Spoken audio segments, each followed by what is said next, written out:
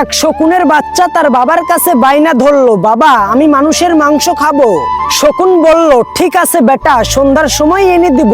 শকুন উড়ে গেল আর আসার সময় মুখে করে এক টুকরো শকুনের মাংস নিয়ে এসে বাসায় রাখলো। বাবা এটা তো শকুনের মাংস, আমি মানুষের মাংস খেতে চাই। বাপ বলল, অপেক্ষা কর বাবা। শকুনটা আবার উড়ে গেল আর আসার সময় এক মরা গরুর মাংস নিয়ে এলো। আরে এটা তো গরুর মাংস নিয়ে এসেছো, মানুষের মাংস কই? এবার শকুনটা মাংসের টুকরা দুটো মুখে নিয়ে উড়াল দিল। এবার শকুনের মাংসটি একটা মসজিদের পাশে আর গরুর মাংসটি মন্দিরের পাশে ফেলে দিয়ে চলে গেল। কিছুক্ষণের মধ্যেই শুরু হলো সেখানে মারামারি। সেখানে কয়েকশো মানুষের লাশ পড়ে গেল। তারপরে গাছ থেকে নেমে বাপ বেটা তৃপ্তিতে মাংসগুলো খেলো। বাচ্চাটা খেতে খেতে জিজ্ঞাসা করলো, বাবা এত মানুষের মাংস এখানে কি করে এলো?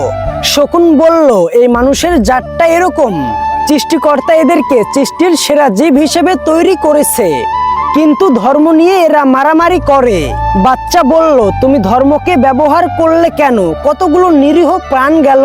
বাচ্চা বলল, তোমার অনেক বুদ্ধি বাবা। শকুন বলল, আরে ধুর, এটা আমি মানুষের কাছ থেকেই শিখেছি। এদের একটা অংশ যখনই ব্যর্থ হয় তখন ধর্মকে বেছে নেয়।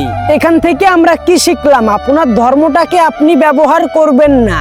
ধর্মের নামে আপনি যা খুশি তাই করতে পারেন না।